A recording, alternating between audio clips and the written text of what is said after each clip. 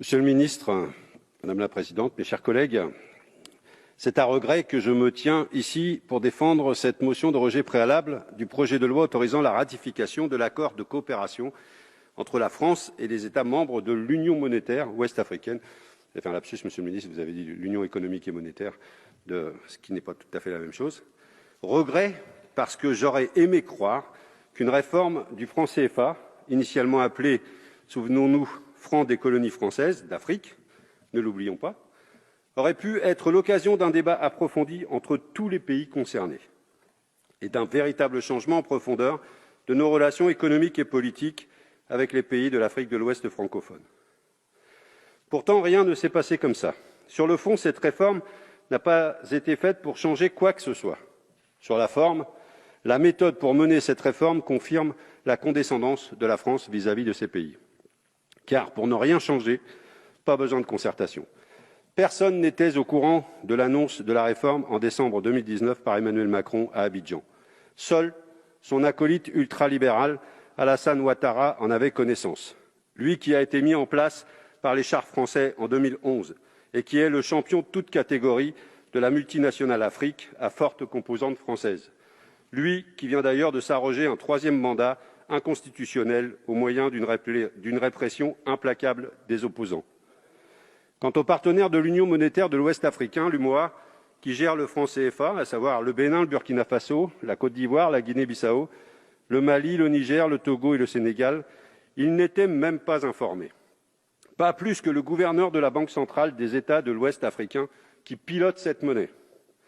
Lorsqu'Emmanuel Macron a expliqué le sens de la réforme en décembre dernier à Abidjan, il a dit, je cite, « J'ai souhaité pouvoir mettre à plat l'ensemble des sujets pour écrire une page nouvelle de notre histoire commune. » Fin de citation. L'idée ne lui a donc pas été soufflée par les États membres de l'UMOA, comme on veut bien nous le faire croire encore ce matin. C'est encore et toujours Jupiter qui a décidé seul. Or, un changement de monnaie, si l'on respecte un tant soit peu les peuples concernés, aurait dû être un chantier démocratique, transparent et ouvert, quitte à être long. Prenons notre exemple. En 1992, lorsque la Communauté européenne a choisi de devenir l'Union européenne et de passer à l'euro, il y a eu un référendum en France. Il posait bien l'enjeu du passage à la monnaie unique, 7 ans plus tard, avec un calendrier précis. Peu importe ce que l'on pense du résultat, mais force est de constater qu'au moins, sur la méthode, les choses étaient plus démocratiques. Ici, que nous propose-t-on? La ratification d'un accord de coopération seulement. Même pas le calendrier de mise en place de l'ECO. Et même, l'ordre de ratification est suspect.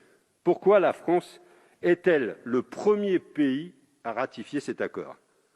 Pourquoi, en toute logique, ne pas avoir attendu la ratification des autres pays directement concernés pour terminer par la France?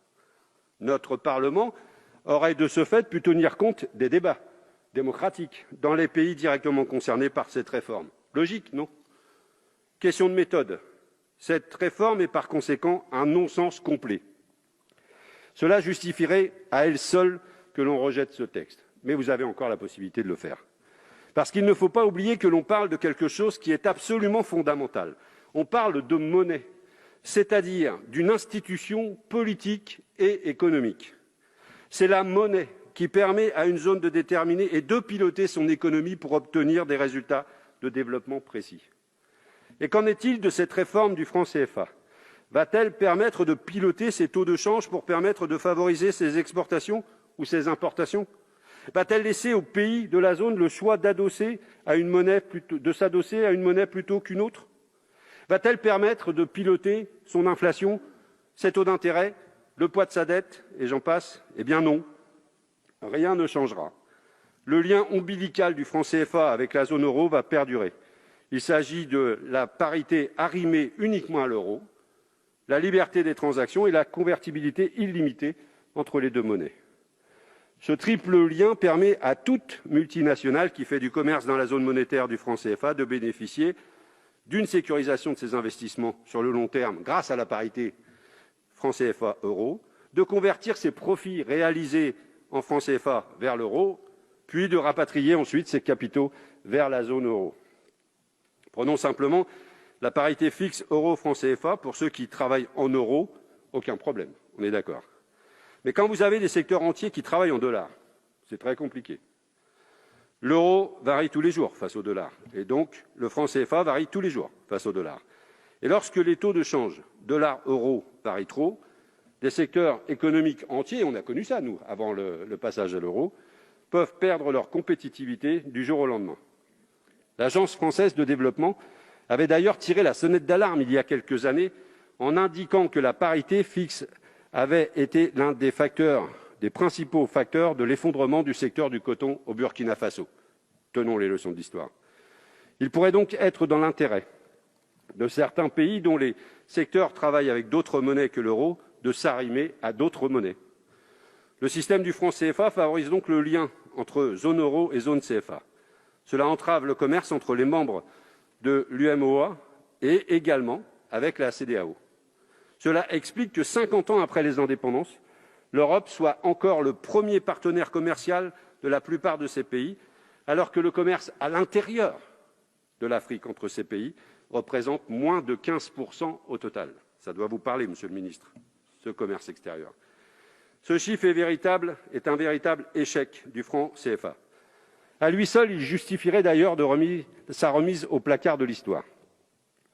Il n'y a au sein de l'UMOA aucun mécanisme de solidarité, aucun marché unique, aucune union politique et pas d'intérêt économique, finalement, à partager une monnaie qui serait bénéfique pour chacun de ses membres.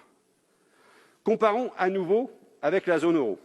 Malgré une très forte intégration économique et un commerce entre les États membres de la zone euro, on sait tous que les choses sont complexes. Mais là, on a affaire à une union monétaire sans autre forme d'union.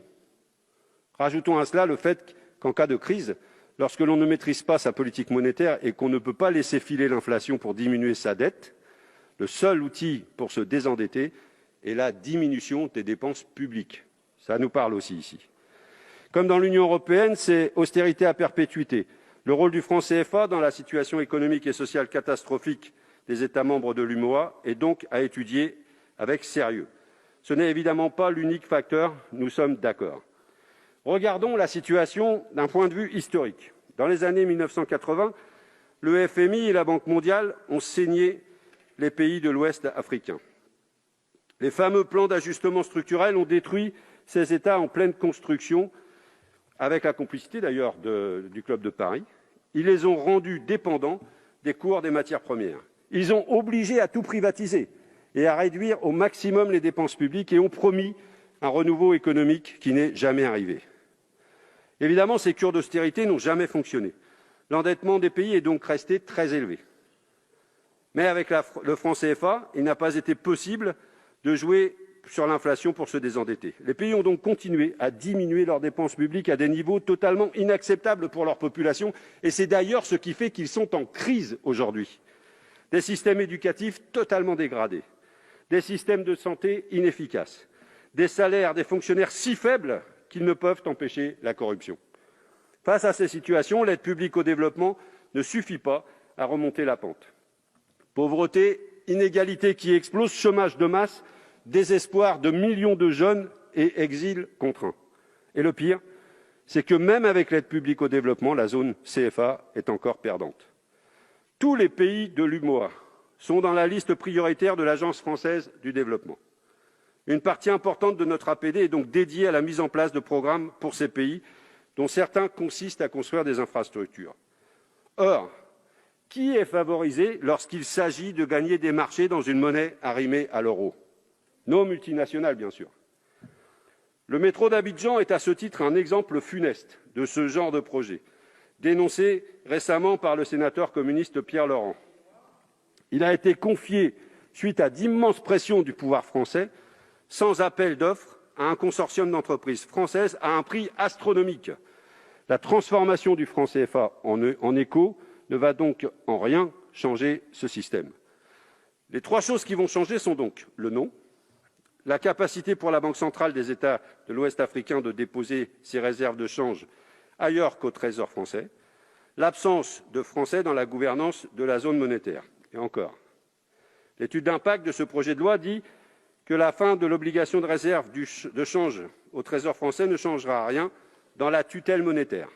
Par contre, cette disposition coûtera moins cher à la France. Il n'y aura donc plus à rémunérer les avoirs déposés sur le compte dédié. Voilà qui en dit long d'ailleurs sur l'état d'esprit de ses auteurs. Quant à l'absence de Français dans la gouvernance de la zone monétaire, elle est à nuancer si on lit attentivement l'article 4 du traité. Au sein du comité de politique monétaire de la Banque centrale des États d'Afrique de l'Ouest, une personnalité indépendante et qualifiée sera nommée par le Conseil des ministres de l'UMOA en concertation avec la France. Je ne reprendrai pas ici une petite interpellation de Roselyne Bachelot cette semaine. Ainsi, la France sort par la porte pour mieux revenir par la fenêtre. L'objectif de la France vis-à-vis de l'UMOA est clair, faire taire les critiques populaires sur le franc CFA par une réforme plus que minimaliste. Concernant le nom de cette nouvelle monnaie, c'est une tartufferie, comme j'en ai rarement vu. ECO est le nom du projet de monnaie unique de la communauté des États d'Afrique de l'Ouest, une communauté économique qui englobe tous les États de l'Union monétaire ouest-africaine, ainsi que le Cap-Vert, la Gambie, le Ghana, la Guinée, le Libéria, le Nigeria et la Sierra Leone. La CEDEAO, ou ECOWAS en anglais, avait choisi le diminutif de son acronyme anglais pour nom de sa future monnaie. Nous avons affaire ici à une OPA hostile sur l'écho de la CEDEAO. L'objectif de la France vis-à-vis de la CEDEAO est clair: couper l'herbe sous le pied du projet monétaire de cette zone et imposer son écho comme un fait accompli pour étendre l'influence de sa monnaie à tous les États membres de la CEDEAO. Cet objectif est clairement énoncé dans le rapport de notre commission. Je le cite à la page 22. Le fait que le changement de monnaie, seul d'un héritage controversé, est susceptible de générer une dynamique politique. Et je poursuis la citation. Il peut permettre à d'autres pays aujourd'hui extérieurs à l'UMOA de rejoindre l'ECO. Mais cet objectif n'est pas du tout été apprécié par les pays concernés. Le Nigeria, poids lourd de la CEDEAO, a évoqué l'implosion de cette zone si la réforme du CFA était mise en place. Et plusieurs États ont condamné cette initiative très officiellement. Vouloir imposer cet écho à toute la CEDEAO est une stratégie très dangereuse. L'exécutif français prend ainsi le risque d'une crise diplomatique dans cette zone déjà en proie à de fortes tensions. L'objectif absolu dans la CEDEAO devrait plutôt être le renforcement des États, de leurs services publics, de leur économie. Seuls ces objectifs permettront d'offrir aux populations des perspectives de vie et de travail sur place. Et seul objectif pour lutter efficacement contre le terrorisme qui ronge toute cette zone. Et par cette stratégie du chaos, la France affaiblit la CEDEAO. Or, la CEDEAO est l'appui de l'Union africaine dans la région pour mener une politique de convergence économique et financière, une union douanière pour créer des intérêts économiques communs dans la région et surtout pour mettre en place une devise commune. Affaiblir la CEDEAO, c'est affaiblir le relais de l'Union africaine pour l'intégration régionale. Affaiblir la CEDEAO, c'est affaiblir le multilatéralisme africain. Vous parlez de multilatéralisme, sauf quand ça ne vous intéresse pas. Et j'imagine que personne ici ne veut aujourd'hui affaiblir le multilatéralisme africain. Voulons-nous être complices de cette stratégie de casse ? Que l'on me comprenne bien, je ne penche pas non plus pour le très libéral projet ECO de la CEDEAO. Je constate simplement que le gouvernement français s'est invité dans ce débat pour en perturber le cours. Cette monnaie, assumez-le, correspond aux intérêts des classes supérieures africaines tournées vers l'extérieur et aux multinationales qui travaillent en euros.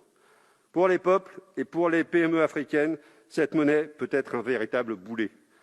Votre majorité défend les intérêts des classes aisées et des multinationales en toutes circonstances et en tout lieu. Nous, députés communistes, nous opposons à cette réforme précisément parce qu'en toutes circonstances et en tout lieu, nous défendons les plus précaires, les peuples. Et pour cela, il faut un véritable renouvellement. L'exécutif français ne doit pas imposer sa volonté en faisant pression sur des dirigeants africains. Ces pays sont indépendants et il est insultant à leur dicter leur politique monétaire et économique. Cela ne fait qu'alimenter le sentiment anti-français. Avec cette réforme, nous sommes à 1000 lieues de ce qu'il faudrait faire pour réparer et construire des relations respectueuses, d'égal à égal, de coopération entre nos pays et nos peuples. Et pour finir, il faut se poser la question de l'intérêt d'une telle réforme pour les peuples. Eh bien, à l'occasion de ce travail, nous n'avons rien trouvé. Cette réforme n'est pas faite pour eux. Pourtant, c'est eux qui vont souffrir de ses mauvais côtés. Cette hypocrisie n'a donc que trop duré Il faut rejeter ce texte et repartir à zéro. Vous en avez tout de suite la possibilité et entamer un véritable processus démocratique. Je vous invite à soutenir donc